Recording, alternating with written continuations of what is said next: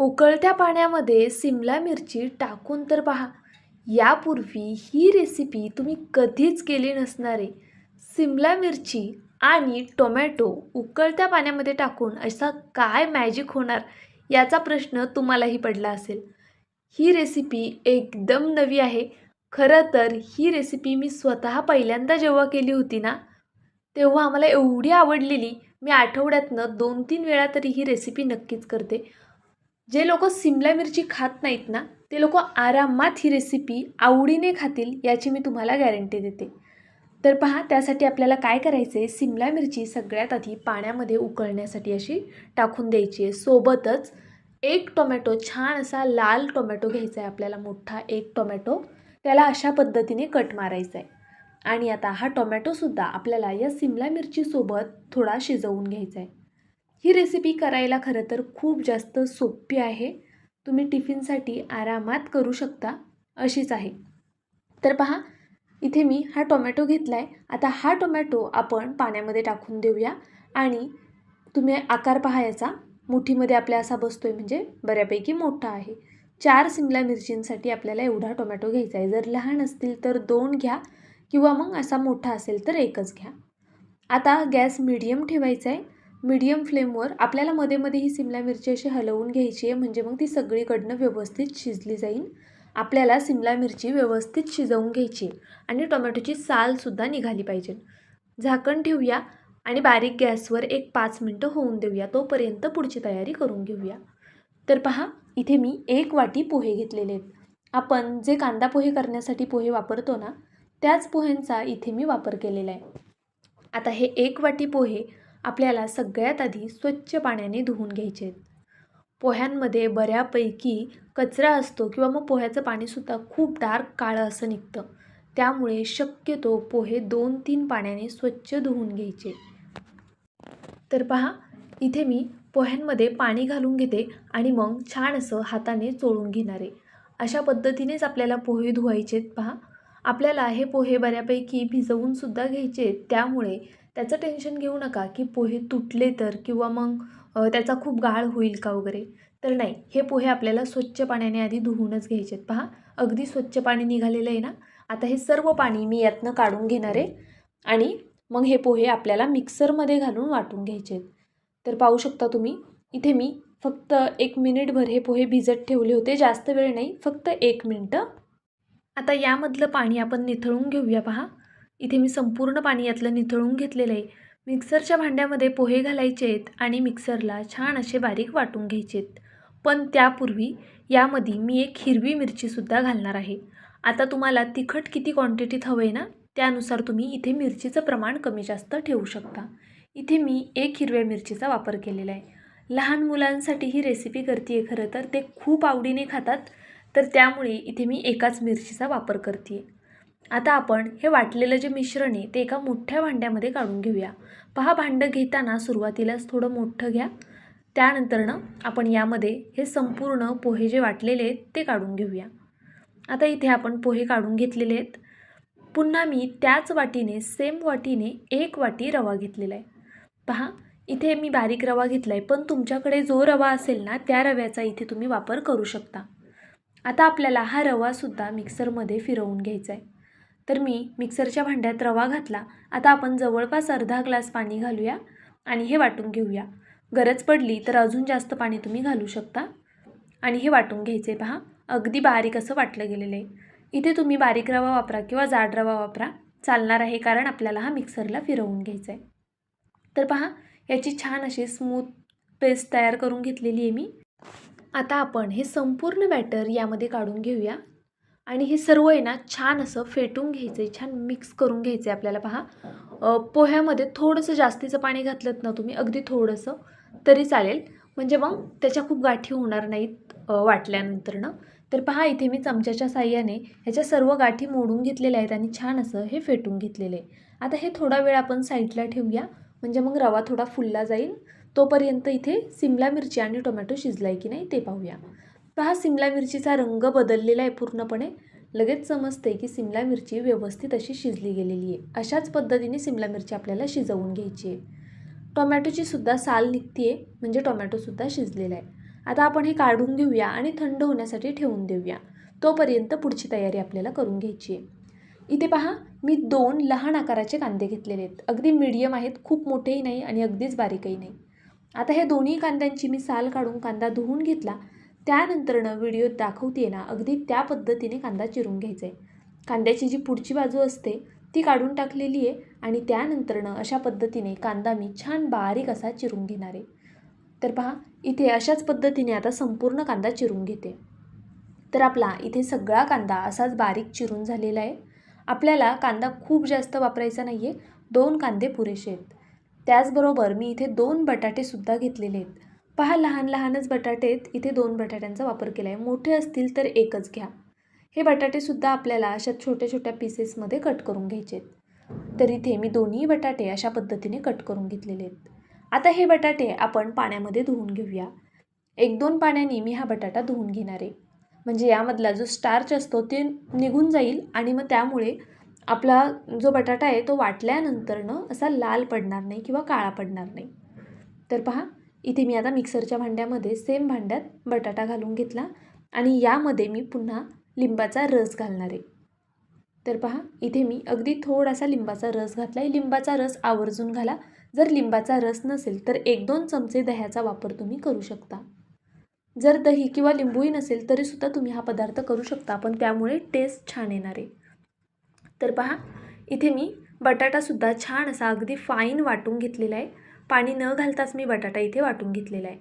आता आपण हा बटाटा यामध्ये घालून घेऊया आणि त्यानंतरनं मिक्सरच्या भांड्यामध्ये बऱ्यापैकी बॅटर लागलेलं असतं, तर यामध्ये गरजेनुसार पाणी घालायचं आणि पुन्हा हे एकदा फक्त मिक्सरला ऑन ऑफ मोडवर फिरवून घ्यायचं. तर पहा, हे संपूर्ण पाणी मी यामध्ये घालून घेतलं. आता आपण हे सर्व छान असं एकजीव करून घेऊया. पाहू शकता, अगदी या पद्धतीने मी हे सर्व छान मिक्स करून घेते आहे. असं केल्यामुळे काय होईल, बटाटा आणि पोहे, रवा सर्व एकजीव होईल आणि यामध्ये अजिबात गाठी वगैरे राहणार नाहीत. आत्ता या स्टेजला आपल्याला गरजेनुसार पाणी आत्ताच ॲड करून घ्यायचे. हे बॅटर आपल्याला खूप जास्त घट्ट ठेवायचं नाही आहे, त्याचबरोबर अगदीच पातळही करायचं नाही आहे.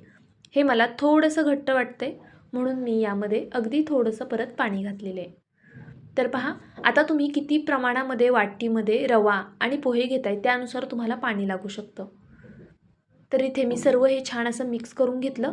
एक 5 मिनटासाठी पुन्हा हे बॅटर साईडला ठेवून देऊया, म्हणजे रवा छान अजून फुलला जाईल. भरपूर असा लसूण सोलून घेतलेला आहे. हा लसूण आपण छान असा बारीक कट करून घेऊया. तुम्ही हवं तर लसूण ठेचून त्यानंतरनं चिरून घेतलात तरीसुद्धा चालणार आहे. तर पहा, अशा पद्धतीने मी हा संपूर्ण लसूण चिरून घेते आहे. लसणाचा वापर थोडा जास्त करा, लसणामुळे या रेसिपीला खूप छान चव येते. तर पहा, आपला लसूण चिरून झालेला आहे. इथे अशा पद्धतीने लसूण चिरून घेतला. त्यानंतरनं जे थंड झालेली सिमला मिरची आणि टोमॅटो आहे ती घ्यायची आहे. आता आपल्याला इथे सगळ्यात महत्त्वाचं काय करायचं आहे की टोमॅटोची साल काढून घ्यायची आहे. इथे मी एका टोमॅटोचा वापर केला आहे, पण तुम्हाला हवं असल्यास तुम्ही 2 टोमॅटोसुद्धा वापरू शकता. तर पहा, इथे मी टोमॅटोची साल काढून घेतली. आता त्यानंतरनं जी आपली सिमला मिरची आहे ना तीसुद्धा पहा अगदी परफेक्ट अशी शिजली गेलेली आहे. आता या सिमला मिरचीमधल्या ज्या बिया आणि देठाकडची बाजू आहे ना ती आपल्याला काढून घ्यायची आहे. तर पहा, अगदी सहज ही सेपरेट होती आहे. अशा पद्धतीने मी 4ही सिमला मिरचींची देठाकडची बाजू काढून घेणार आहे. आणि यामध्ये जे पाणी राहतं ना, आपण जी भाजी उकळून घेतलेलं पाणी आहे ते पाणी आपल्याला गाळून घ्यायचे आणि त्यानंतरनं ज्यावेळेस आपण पीठ मळतो ना चपातीसाठी त्यामध्ये तुम्ही ते पाणी वापरू शकता. जर तुम्ही चपात्या करणार नसाल तर तुम्ही ते पाणी झाडांनासुद्धा घालू शकता. तर पहा, इथे मी हे संपूर्ण देठं काढून घेतलेली आहेत. आता एका चॉपरमध्ये आपल्याला ही सिमला मिरची तोडून घालायची आहे, म्हणजे मग व्यवस्थित अशी ती बारीक होईल.